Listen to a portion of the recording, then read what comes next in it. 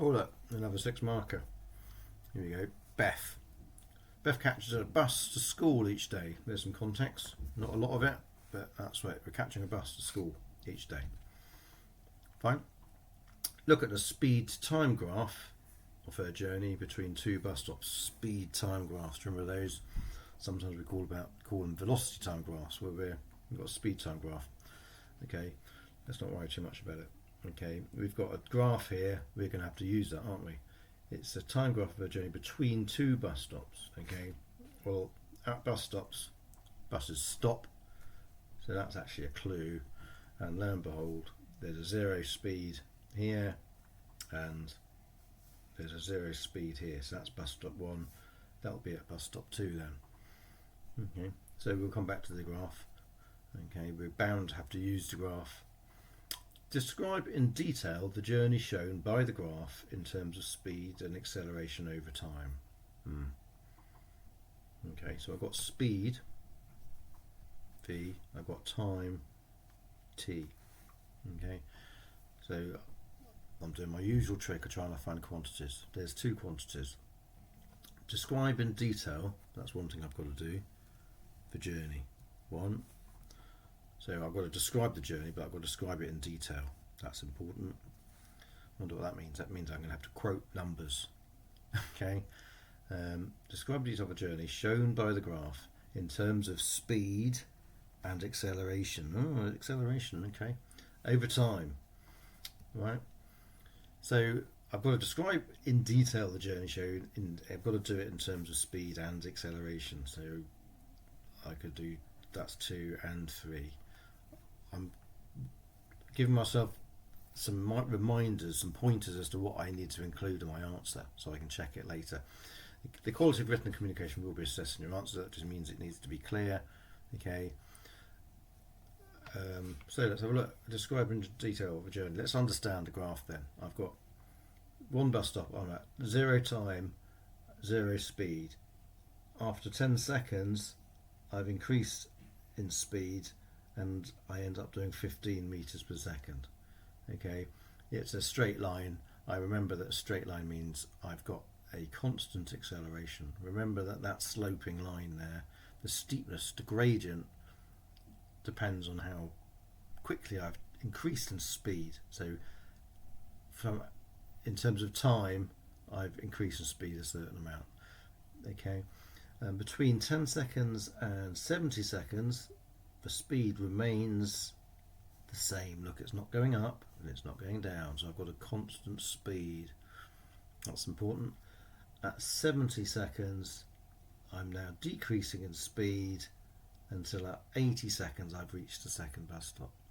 So I need to put all that into words. How can I structure my answer? Well, there are 3 sections to this graph. There's the speeding up bit, there's the constant speed bit, there's the slowing down bit. Okay, so let's start with the first section. I can describe it in terms of time. Between 0 and 10 seconds, 0 to 10 seconds, okay, the bus speeds up. That speeding up is a change of speed, it accelerates.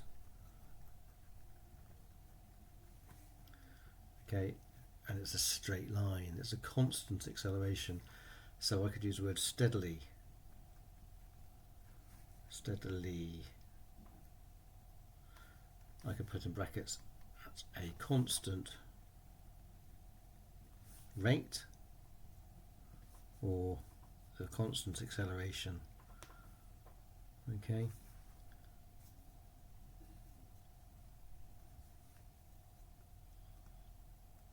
Until a final speed equals 15 meters per second. I could say that. Okay, from 0 to 10 seconds, the bus accelerates steadily or at a constant rate. Okay, until the final speed is reached of 15 meters per second. I could even calculate that acceleration. The acceleration A equals, okay, because I remember that A is v over t, okay, acceleration A equals v divided by t, you can get that from the equation sheet, which equals my final velocity, or my change in velocity.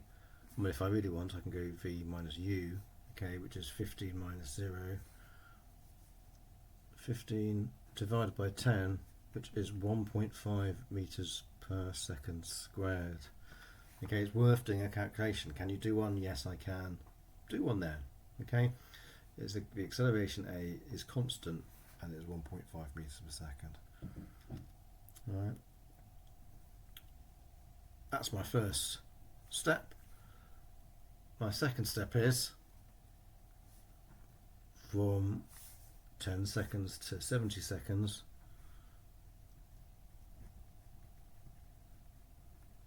The bus travels at a constant speed. Look, it's not changing.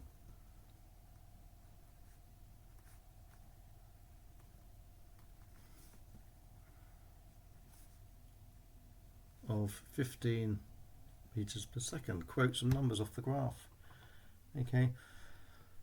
Is there anything we can work out from that? We could actually work out how far it travels if we wanted to. It doesn't ask about distance though, it says in terms of speed and acceleration, so that's what I'm doing. So I'm talking about acceleration here, yeah, talking about speed here, yeah. So from 10 to 70 seconds the bus travels at a constant speed. Then a third section, okay, I've got a steady deceleration, I've got a steady from, let's keep it the same, from 70 seconds to 80 seconds the bus decelerates, or shows a steady deceleration. It slows down, let's say use the word decelerates. You could say slows down, or has a negative acceleration is fine. Steadily at a constant rate of acceleration, or constant acceleration, okay, until it reaches a final speed of 0.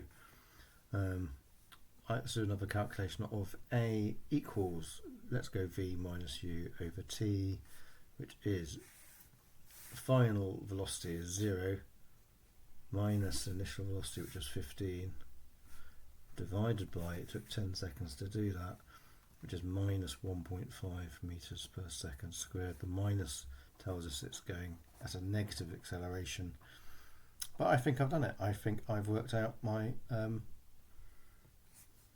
3 steps of the graph. That gives me a nice 3-step structure.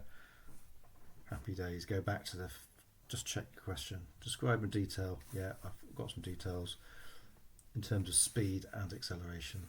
Yeah, done it. Excellent.